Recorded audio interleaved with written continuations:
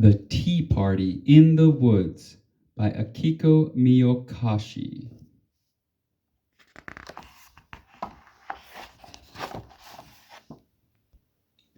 That morning, Kiko had awoken to a winter wonderland.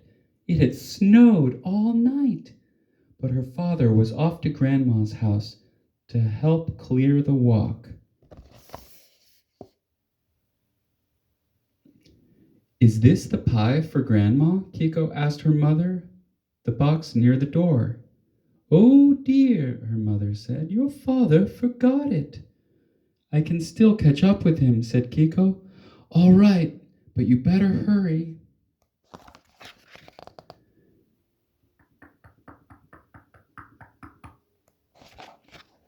After a while, Kiko spied a figure up ahead in a long coat and a hat. "Papa!" she called as she ran to catch up. She struggled in the deep snow and fell. The pie box was crushed, and Kiko felt like crying. But her father was almost out of sight, so she picked up the box and hurried after him. Whoa! She came across a big house. He had always been here, Kiko wondered. She couldn't remember having ever seen him here before, so she watched her father as he went inside.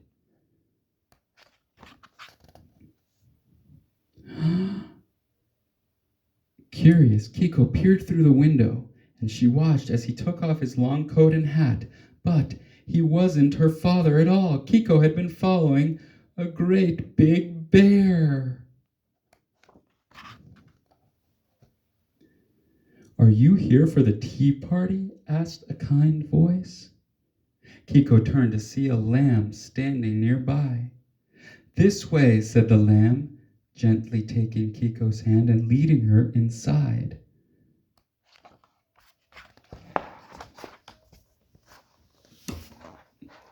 Kiko couldn't believe her eyes.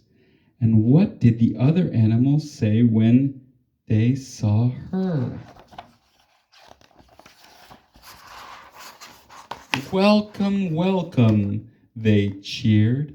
A small rabbit led Kiko to her seat. "You must be cold," said a boar. "Please come in and warm yourself. We're about to serve tea," said the rabbit, "and you're just in time." Once everyone was seated, a doe stood and began to speak. "Thank you all for coming on this cold winter day. We have a special guest with us today. What is your name, my dear?" Kiko's heart raced. She gathered up all of her courage and said, "My name is Kiko. I was bringing pie to my grandma." The animals all began to speak excitedly. "That's so brave of you, going all by yourself. Your grandmother will be so pleased. Please have something to eat with us." Everybody wanted to talk to the special guest. Kiko began to feel a little braver. And over the noise, one of the rabbits spoke up. "Is this the pie for your grandmother?" Kiko looked down at the crushed box. "Yes, but it fell, and I know it's ruined." The animals glanced over at one another. "If it's pie you need, we have plenty to share." Slice by slice, they assembled a new pie on a pretty plate. Each piece had a different filling of seeds and nuts and fruit and other delicious things that they had gathered from the woods.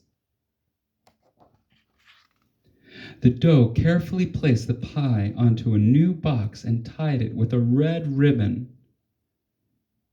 "How nice," said Kiko. She was so excited that she wanted to take the pie to Grandma right away.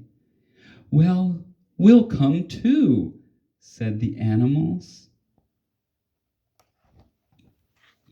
The woods were filled with joyful sounds as everybody paraded to Grandma's house, singing and laughing and playing music as they went. This way, the animals called. Kiko held the pie tightly and walked on. At last, they reached Grandma's house. Go on, the animals encouraged Kiko. Kiko knocked on the door and called, Grandma, I've brought you a pie. Grandma and Kiko's father appeared at the door surprised. Kiko handed them the box. My dear, did you come all this way on your own? Asked Grandma, stepping inside. Kiko looked around, but the animals were nowhere to be seen. You're never alone in the woods, Kiko answered, smiling, because she was with the animals. She was sure her new friends were listening.